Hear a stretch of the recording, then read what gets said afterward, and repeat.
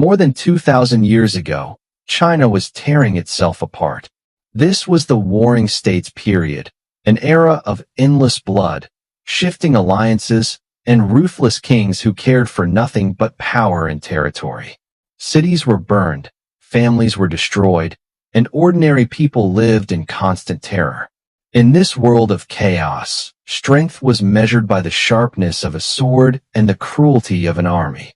But in the midst of this darkness, a different kind of strength emerged.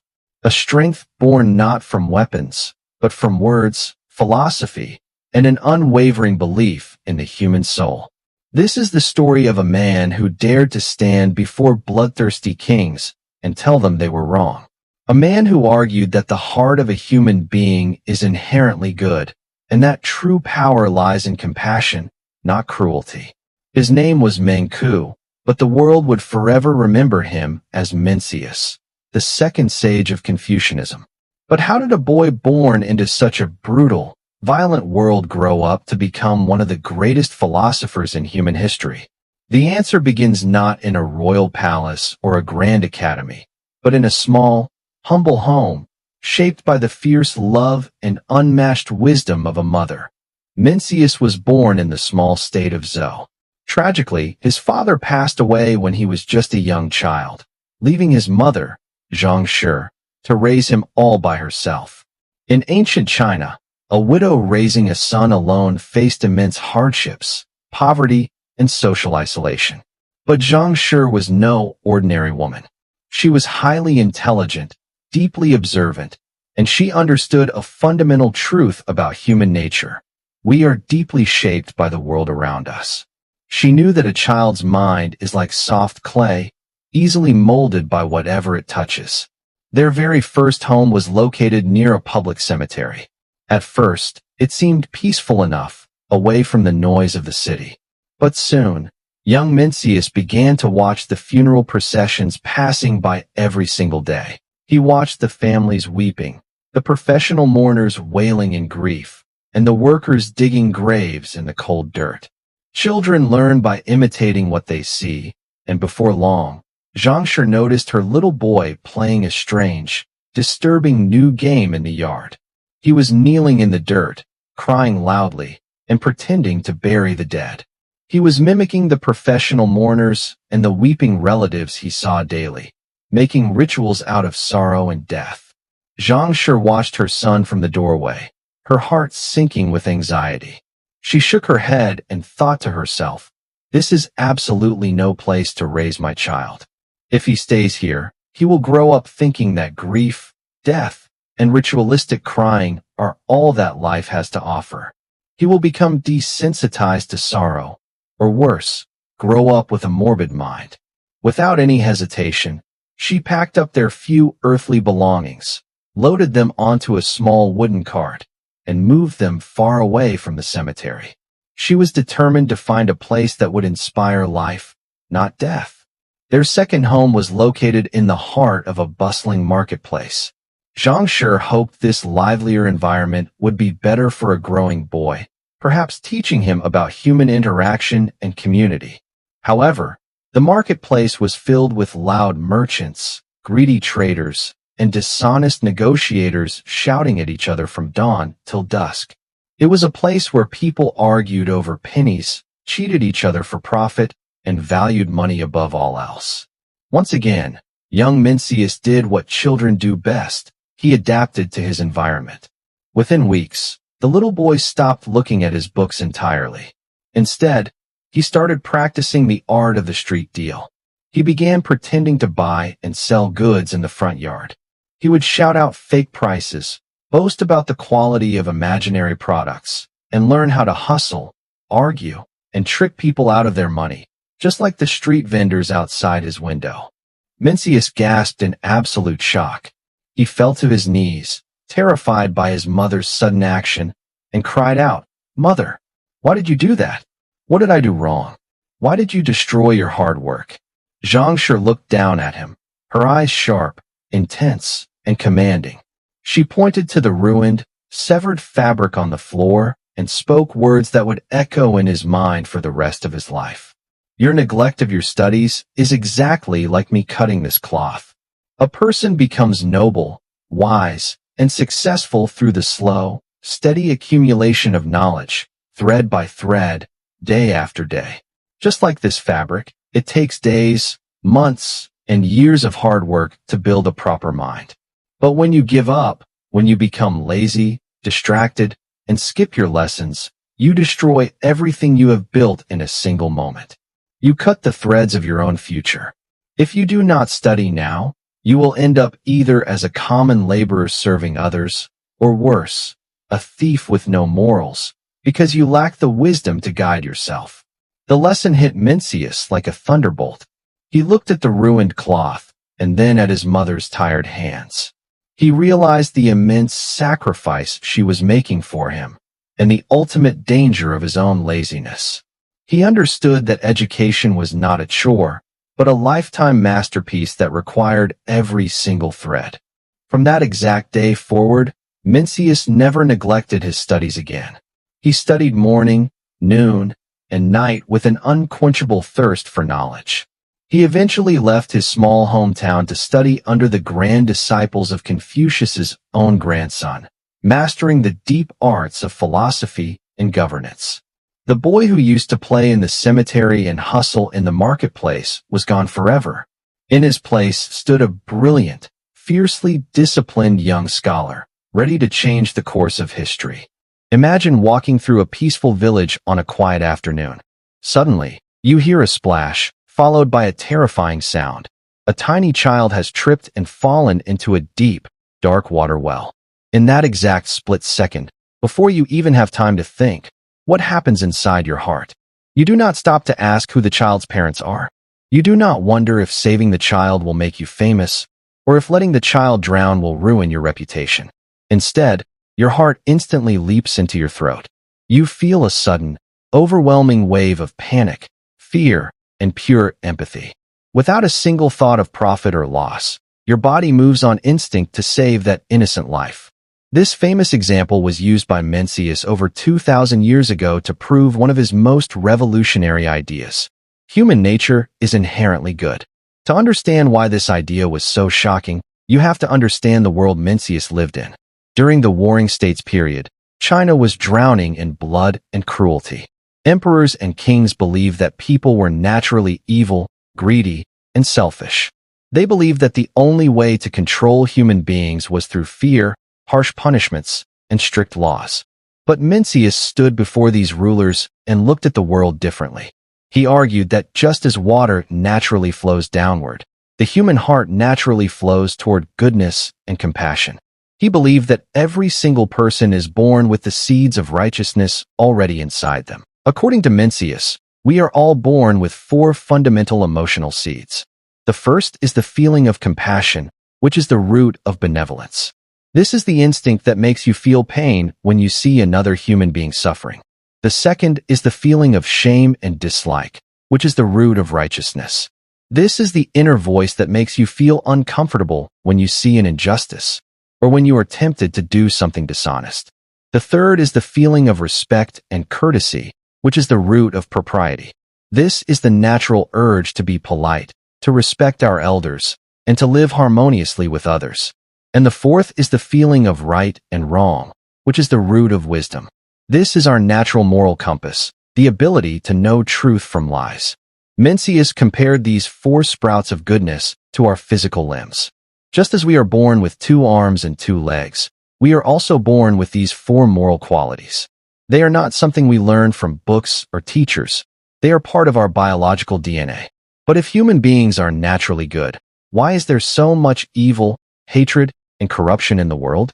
Why do people commit terrible crimes and go to war? To explain this mystery, Mencius used another beautiful and powerful metaphor, known in history as the story of Ox Mountain. Once upon a time, there was a magnificent mountain called Ox Mountain. It was located near a major, bustling city. Originally, Ox Mountain was breathtakingly beautiful, covered in lush, green forests, tall trees, and vibrant vegetation.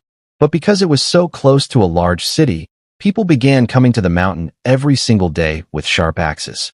They chopped down the beautiful trees for firewood and building materials. Day after day, the forest was slowly destroyed. Even then, the mountain tried to heal itself. At night, when the people slept, the rain fell, and tiny new sprouts began to grow from the soil. But as soon as the sun rose, farmers brought their cattle and sheep to graze on the mountain. The animals ate up every single green sprout before it had a chance to grow. Eventually, Ox Mountain became completely bare, dry, and rocky. People who walked past it looked at the barren wasteland and shook their heads, saying, "This mountain has always been ugly and lifeless. There is nothing beautiful about it." But Mencius smiled and asked, "Is it fair to say the mountain was born ugly, just because its trees were chopped down?" The same thing happens to the human soul. When a child is born, their heart is like the lush, green forest of Ox Mountain, filled with natural goodness and potential. But then, life happens. Society hacks away at their goodness with the sharp axes of greed, jealousy, and anger. Poverty, trauma, and bad environments act like the grazing animals, eating away at their moral sprouts before they can ever blossom into virtues. When you see a cruel, corrupt person, you are not looking at their true nature. You are looking at a barren, broken mountain. Their goodness was not missing from birth. It was simply destroyed over time by a harsh world. Therefore, Mencius argued that the true purpose of education and life is not to learn new things from the outside, but to protect and nourish what we already have on the inside. We do not need to become someone else to be good. We simply need to find our lost hearts.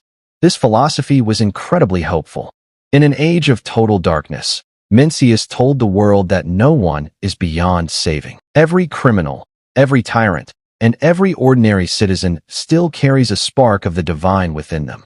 But how did Mencius use this philosophy when he finally faced the most powerful and dangerous tyrants of China? How did he convince a king who loved war to choose peace?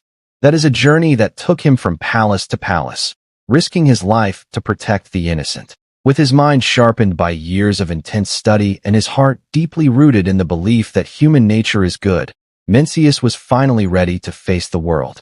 But he did not choose an easy path. He decided to take his philosophy straight to the most dangerous places in China, the royal courts of ruthless kings. During the Warring States period, kings were absolute rulers. They held the power of life and death over millions of people. They were surrounded by wealth, armies, and advisors who flattered them and told them exactly what they wanted to hear. To question a king, or to tell him that he was wrong, was an act of treason that usually resulted in a brutal execution. Yet, Mencius walked into these grand palaces completely unafraid. He spent over 20 years traveling from one state to another, seeking out these powerful rulers, not to beg for a job or to ask for money, but to look them in the eye and challenge their morality.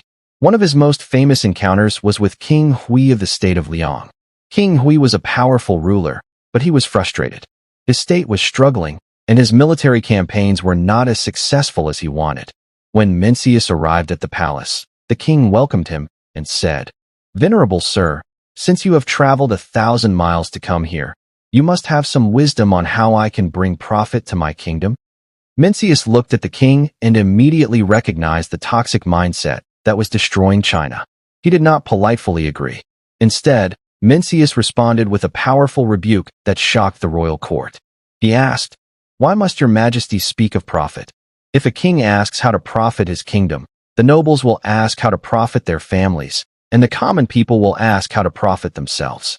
When everyone from the top to the bottom is scrambling for profit, the kingdom will be plunged into chaos and danger."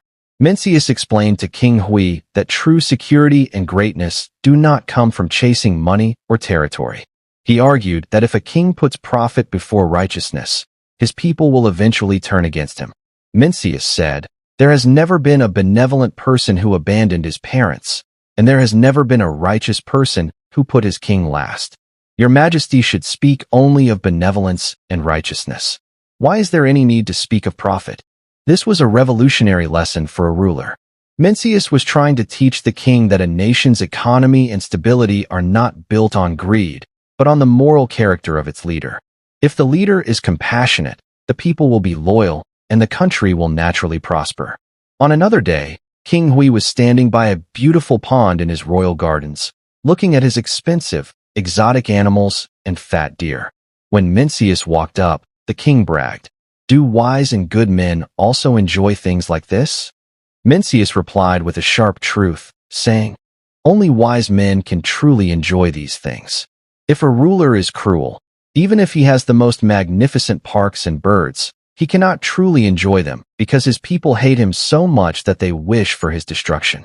Mencius then reminded the king of the ancient tyrants of history whose beautiful palaces were destroyed because they ignored the suffering of the poor. He told the king that if he opened his gardens and shared his wealth with the people, he could enjoy his pleasures with a clear conscience, and his people would love him for it. Mencius also had a deeply profound conversation with King Xian of the state of Qi. King Xian wanted to be a great emperor and conquer all of China. He asked Mencius if someone like him was even capable of practicing true benevolence. Mencius smiled and said, "Yes, your majesty is fully capable." The king was surprised and asked, "How do you know that?" Mencius then recounted a story that he had heard from a palace guard. He said, "I heard that one day, while your majesty was sitting up in the hall, a man walked past leading an ox to a sacrifice. The ox looked terrified, trembling with fear, and crying out like an innocent person being led to execution. When your majesty saw this, you felt deep compassion and said, 'Stop. I cannot bear to see it suffering. Spare the ox.'" The king nodded and said, "Yes, that is true. I did that." Mencius then looked at him intensely and delivered his main point. He said, "The heart that felt compassion for that terrified ox is the exact same heart needed to rule a great empire. You felt pity for an animal, yet your armies are currently marching across China, causing thousands of innocent men, women, and children to suffer and die in your wars. Why is your compassion able to reach animals, but it cannot reach your own citizens? Your failure to rule with kindness is not because you lack the ability. It is simply because you choose not to do it." King Xian was stunned into silence. He realized that Mencius had exposed his hypocrisy, but he also realized that Mencius was right. The seed of goodness was already inside him. He just had to choose to apply it to his people. Through these dangerous and intense dialogues, Mencius developed a clear concept of what he called royal government or humane governance. He believed that the primary duty of a king is not to build a massive army or accumulate gold, but to take care of the basic, daily needs of the ordinary citizens. He told the rulers that if they wanted to stop crime and rebellion, they didn't need harsher laws. They needed to make sure that farmers had enough land to grow food, that taxes were fair and low, and that every family had enough cloth to stay warm in the winter. Mencius famously said, "If the people have a secure livelihood, they will have a secure heart and mind. But if they are starving and desperate, they will break the laws just to survive. To punish people for crimes when you have failed to provide them with food is like setting a trap for your own citizens."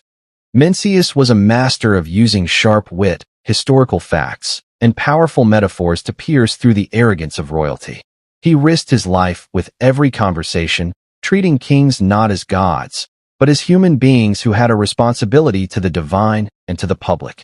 He proved that the ultimate measure of a society is how it treats its most vulnerable members. But Mencius did not stop at giving advice. He went even further, introducing a political idea that was so radical, it threatened the very foundation of the monarchy itself. He declared that if a king fails to take care of his people, he loses the right to rule, and the people have a moral duty to overthrow him. As Mencius continued his journey through the blood-stained lands of ancient China, his voice grew even bolder. He had already told kings that their greed was destroying their kingdoms, and that their lack of compassion was killing their people. But then, he took his philosophy to a dangerous new level. He introduced a political concept that shocked the royal courts and shook the very foundations of the Chinese monarchy. He declared that kings were not gods, and their power was not unconditional. In fact, Mencius argued that if a ruler became a cruel tyrant and oppressed his people, he was no longer a king at all. He was simply a common criminal, and the people had a moral right, and even a duty, to overthrow him. To understand how radical this idea was, you have to realize that in ancient China, kings believed they ruled by divine right. This concept was known as the mandate of heaven. The rulers believed that heaven had chosen them to lead, and therefore, no ordinary citizen could ever question their authority. If a king was harsh, the people believed they simply had to suffer and endure it. But Mencius reinterpreted the mandate of heaven in a way that empowered the common people. He famously argued that heaven does not speak directly. Instead, heaven speaks and sees through the eyes and ears of the public. He said, "Heaven sees as my people see. Heaven hears as my people hear." Therefore, if the people were starving, unhappy, and living in misery, it was a clear sign that heaven had withdrawn its mandate from the ruler. Mencius established a revolutionary hierarchy of power that put the common people at the very top. He wrote, "The people are of the supreme importance. The state comes next, and the ruler is the least important of all." For a philosopher to say that a peasant in a mud hut was more important than an emperor sitting on a golden throne was an act of extreme courage. It completely flipped the social order upside down. One day, Mencius was having a tense conversation with King Xian of Qi. The king, knowing about ancient history, asked a calculated question to trap Mencius. He asked, "Is it true that in the past, Regent Tang banished the Emperor Jie, and King Wu led a rebellion to execute the Emperor Zhou?" Mencius replied calmly, "Yes, it is written in the historical records." The king then leaned in and asked a dangerous question. "Is it acceptable, then, for a minister to assassinate his own king?" The king was trying to get Mencius to admit that rebellion was a sin. But Mencius did not blink. He looked at King Xian and gave an answer that echoed through history. He said, "A man who outrages benevolence is called a thief. A man who outrages righteousness is called a robber. A thief and a robber is nothing but a common scoundrel. I have heard of the execution of a scoundrel named Zhou, but I have never heard of the assassination of a king." With those brilliant words, Mencius completely redefined the situation. He explained that a true king is defined by his actions, not his title. When a ruler stops caring for his people and begins treating them with cruelty, he strips himself of his royal dignity. He strips himself of the mandate of heaven. At that moment, he ceases to be a king and becomes just an ordinary criminal who happens to be wearing a crown. Therefore, removing him from power is not treason, it is justice. It is the natural defense of human goodness against evil. Mencius used a beautiful and practical metaphor to explain how a government should operate. He compared the state to a grand, traditional household. If the head of the household is wise and fair, everyone works together in harmony. But if the leader becomes crazy, violent, and starts destroying the home, the family members must restrain him to save themselves. Mencius told the kings that their authority was a heavy responsibility, not a personal privilege. If a king is blind to the suffering of his citizens, if his kitchens are full of fat meat while his people are dying of starvation in the streets, he has failed his contract with heaven. This philosophy of the right to rebel provided a powerful warning to the tyrants of China. It told them that their gold and their massive armies could not save them if they lost the hearts of their people. Mencius was teaching the world that true power does not flow from the top down through fear, but from the bottom up through consent and respect. He gave a voice to the voiceless millions who had been crushed by centuries of war. He reminded the world that when rulers become monsters, the people have the divine right to stand up, reclaim their dignity, and fight for a just world. For over 20 years, Mencius traveled from state to state, standing in the grandest palaces of China, confronting tyrants, and fighting for the lives of the common people. He had given the world a brilliant philosophy of human goodness, and he had warned kings that oppression would lead to their downfall. Yet, as the years rolled by, Mencius faced a heartbreaking reality. The ruthless kings listened to his speeches, nodded their heads in admiration, but they never truly changed their ways. The war drums kept beating, greed continued to rule the courts, and the warring states period dragged on in a relentless cycle of violence. The rulers of China were simply too blinded by power to embrace a government built on compassion and righteousness. Feeling the heavy weight of old age and realizing that the political world was not yet ready for his vision, Mencius made a quiet, definitive decision. He retired from his travels, left the royal palaces behind, and returned to his humble hometown. To many outsiders, it might have looked like a defeat. He had spent his entire adult life trying to stop the wars, yet the world around him was still burning. But Mencius did not fall into despair. He understood that while he could not force the kings of his generation to change, he could still plant the seeds of wisdom for the generations to come. In his final years, Mencius gathered his most loyal disciples around him. Together, they focused on a monumental task, writing down his entire life's work, his dangerous dialogues with kings, and his deep philosophical insights into human nature. This massive collection of wisdom became known simply as the Book of Mencius. By preserving his thoughts on bamboo scrolls, Mencius was shifting his strategy. He was no longer trying to change the politics of today. He was writing a love letter of hope and justice to the future. When Mencius finally closed his eyes and passed away at a ripe old age, he left the world in peace, knowing he had lived a life of absolute integrity. And history would eventually vindicate him in a magnificent way. Centuries after his death, the brutal warring states period finally ended. As China rebuilt itself, scholars and rulers looked back through the wreckage of history to find a philosophy that could actually sustain a nation.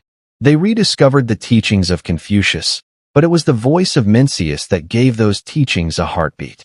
The people realized that Mencius had taken Confucianism and made it compassionate, practical, and deeply human.